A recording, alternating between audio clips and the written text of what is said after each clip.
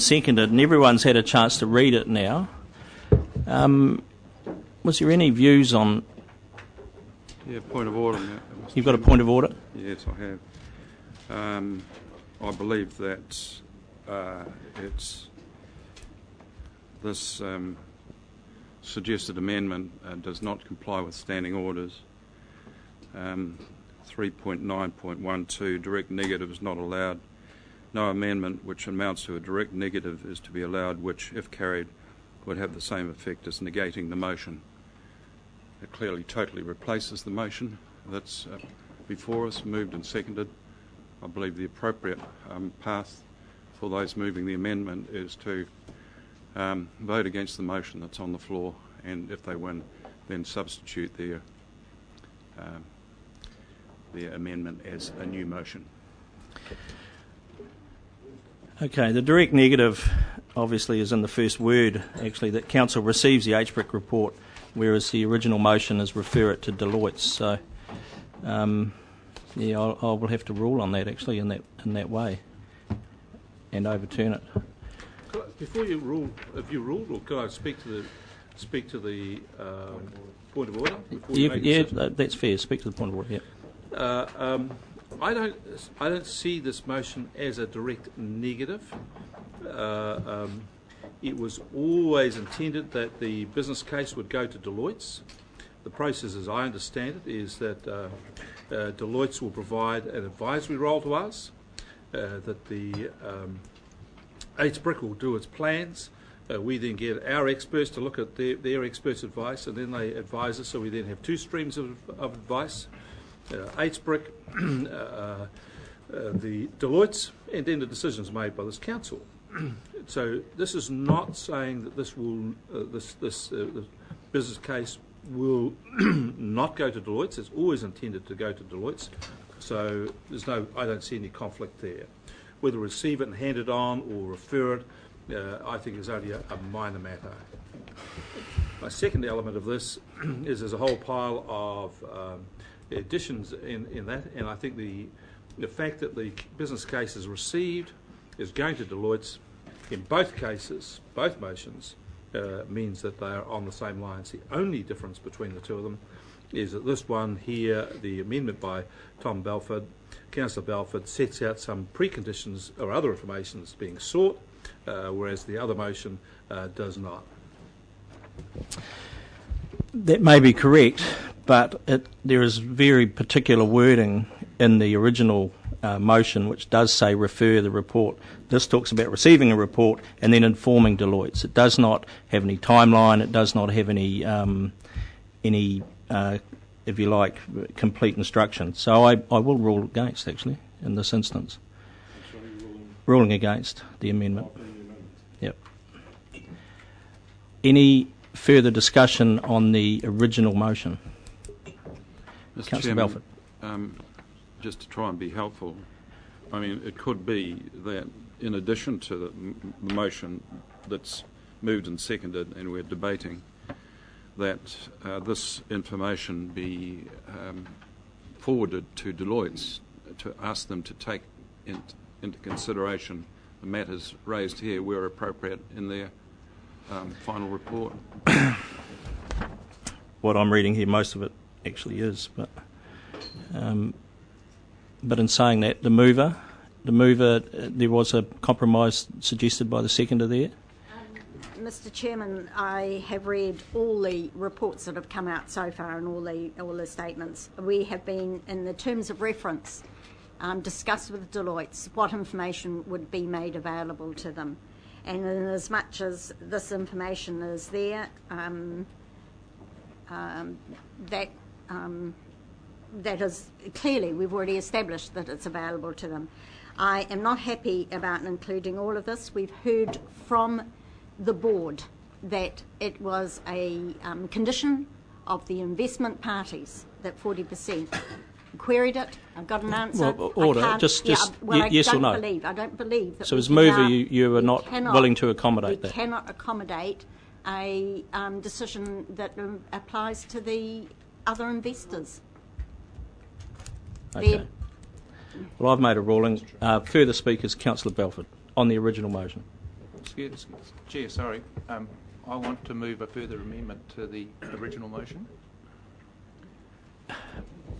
You haven't spoken yet, sure. No. And this is in reference to a number of repetitions during the course of this recommendation. For instance, if you have a look at number 4, notes that the RWSS will make an important contribution. Number 6 notes that, etc., etc. Number 7 notes that, etc., etc. What worries me about all of these notes is it sounds like the HBRC is noting and espousing these things. It's actually HBRIC that's doing that. And we are the independent arbiters that need to look at this and seek independent advice that these things in fact will eventuate. What I want to suggest is an amendment to the motion that's currently in front of us, that each of those points where it says notes that should read as follows: notes that the business case from HBRIC states that the RWSS will make, etc., etc. So it's just some extra wording to clarify that this is coming from HBRIC, not from HBRC. And I'm happy to second that. And Mr. Chairman, I'm happy to actually accommodate that within the recommendation. Does that satisfy you? Yep. Yeah. And So that's Councillor Arthur seconded. second is happy with that? Yeah. Okay, we'll go back to Councillor Baldwin. I'm going to. Are we addressing just this amendment now, or the? It's been moved as part of the mover and seconder original motion that wording changes. So I just want to be clear. I am having one opportunity to speak, and I want to speak ultimately against the ultimate motion here. And now is your chance. Now's the time. 2 weeks ago, the Auditor General reviewed a case in Dunedin where the Dunedin Council, through its council-controlled organization, lost $40 million in a property development scheme. And the Auditor General issued a report that said a number of things pertinent to what we're doing here today, or what we'll be doing as we proceed, I should say. One, they talked about the role of councils in assessing risk.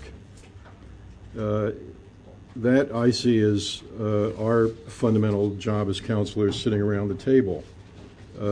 We are to take a proactive role, as I see it.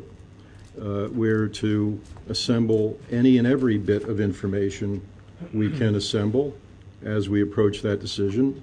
A independent report from Deloitte being one ingredient in that mix, but there are other authoritative folks around the Bay who also have an understanding of the issues involved here and may have different views. And I personally certainly intend and have been seeking advice from folks like that as well. So the spirit of this amendment, as I originally offered it, and why I will oppose the recommendation without this amendment, is that I think it is incumbent upon us as councillors to have a direct opportunity to see and review the kind of information that was outlined in my motion.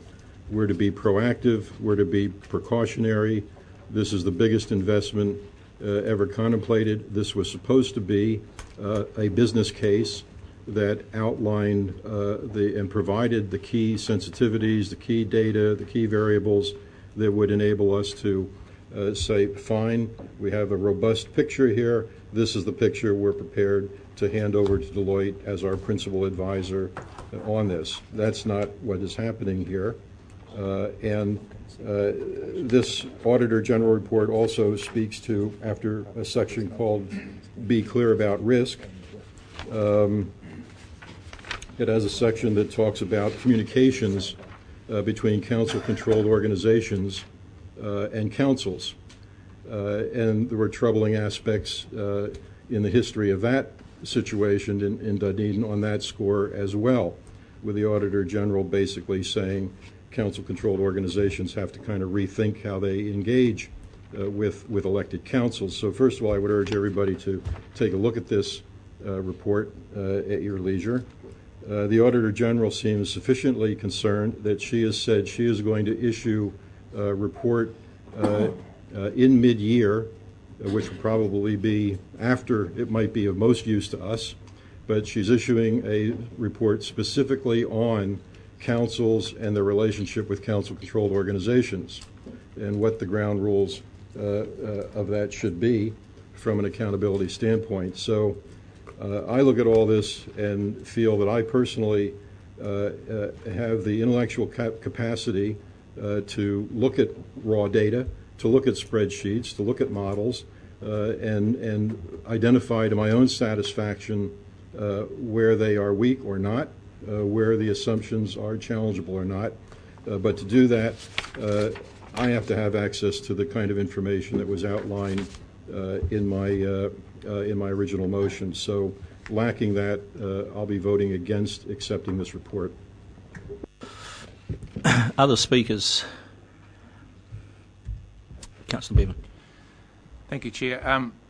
I can't determine at this point in time whether I can support this motion or not, and this goes back to the motion that's just been rejected. And I go back to the comments that Andy made with regard to the misunderstanding clearly that some of us had as to what would be contained in the business case and what's lacking, which is, some robust financial data for us to consider. And I now understand the process, which is for the financial data to be supplied to Deloitte and for them to come back and discuss that with the council, and at that opportunity, we as a council will have an opportunity to see that. But there are still some suggestions from the discussion that that financial information will not be in the public domain, because there was discussion about whether this would be done in public excluded.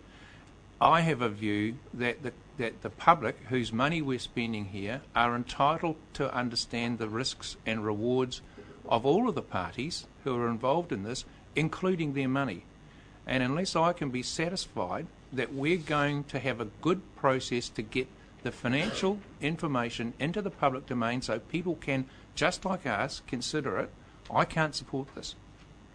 So I'm interested in understanding the process for getting this information into the public domain before I can support the motion that's on the table. I was interested in Councillor Bevan's initial statement. He doesn't know whether he can or cannot support this, because I'm sort of like that too. I can support this if we just say this is a case for doing this. This is a business case. It's certainly not a business plan. I also would like to add it in here, and I possibly could support it if we said that we'll provide in two to Deloitte, we will provide them with all pertinent financial information. It doesn't actually say that, because I would make the comment that if we supply, and we were assured by HBRIC chairman that they would verbally, but we still need to see that in writing. Because if we supply, and this report here says that we will supply them this report, well, Deloitte's will just throw it out the window, because they won't know what to do without financial data. It's just a nice little story why this is a good idea, and it's a pretty good, compelling story, as I said before. But without financial data, it's nothing. So perhaps if we add in that we are going to provide that financial data, and that financial data will be made available to us, or Deloitte's at least will be made available to us for some robust questioning and understanding of the situation, then I can't support it either. I'll take a moment to make a comment, and then I'll pass back to the mover to sum up. We've had a fairly clear indication that this information has been made or is available to Deloitte pending our decision today. Commercial sensitivities aside, I agree. We do need to see more, but today is not the day. There is a process that we're entering into now, and it's fairly clear-cut that a lot more work has to be done before this council can be satisfied that an independent party has verified or otherwise the business case from HBRIC. So I'm happy to support it at this stage, and let's go through the next phase, if you could call it that. I'll leave it there. Do you wish to speak? Yes, just a question to the Chief Executive, who mentioned earlier on that Deloitte had given her a list of all the information that was required. In that list, was anything... It's too late for a question, I think. Oh, okay. Councillor Pike. Yeah, any... No. Sum up, please, Councillor Scott. Thank you, Mr. Chairman, and I've listened... I pushed my thing here, had my hand up before to ask if I could speak. Didn't catch that, Councillor Barker. Yep, absolutely. Now's your time. Oh, thank you. I just want to make a couple of brief comments. Firstly, I want to respond to the issue raised by Councillor Dick that we're here to simply check the check boxes and say that the courts have sent a number of directors to jail in recent times because they simply accepted the advice of the Chief Executive and failed to answer questions. I think there is increasing pressure on people in governance to be familiar with the material and familiar with the decisions they're making, and to certainly ask questions, and I take that seriously. Whether or not I want to see all the spreadsheets, I don't, particularly. With respect to the particular issue of, say, the 40 million cubic metres, what I want to, HBRIC having said that's the benchmark, I want them to come along and convince me that they've got the right benchmark. However they do that, I want them to convince me. On the rate at which they're going to have the uptake, because it's going to have serious implications, could have for the finances of this council, whatever assessments they make, I want them to have a most optimistic, probable, worst case scenario, and convince me that they've got these things about right. So I'm going to ask them, convince me. And Deloitte's I will have, as I want to see, as the independent watchdog to say that they are correct in their assessment of it. So I want to be convinced. The second element of that is that I do therefore want to have some degree of detail, and I want to be convinced. And I take this seriously. I'm not simply going to be here to tick a box. I want to pick up on the point that Councillor Bevan has made, that we are going to invest here up to $80 million worth of public money, and we have to find a way in which we can protect the commercial sensitivities, as Dr. Pearce has outlined, but in a way which makes it that the public are well informed and can see a well informed decision. This is going to be a balancing act, but it's something we have to do, in my opinion. I agree with Councillor Bevan on that. The last point I would make is that if we watched here, we seem to have a collision today of what expectations are. Quite clearly, HBRIC turned up and saw themselves on a path, and I've got no that this is a process and so on, and they saw this as an evolving process as they understood it. But for other councillors who turned up, and I put me in this case, when I read a business case, without qualification, I expected it to be a business case. And I think it would have been helpful to those who are reading their papers on Sunday, Monday, Tuesday, had the writers of it said that this is a business case.